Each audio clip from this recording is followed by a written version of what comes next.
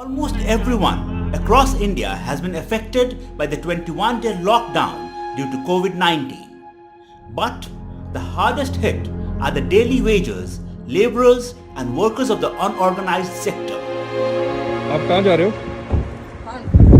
Plant 22 तारीख को बंद हुआ। उस दिन से हम लोग का खाने पीने का इतना दिकदारी है। खाना पीने नहीं मिला, ना मजदूरी, कोई पैसा टका है नहीं, खाने को मिल नहीं रहा है।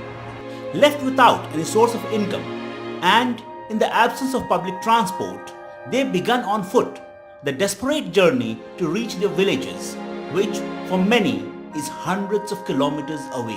Therefore, it is the duty of the state and citizens to do everything possible to mitigate the hardships of our people. A Times online report.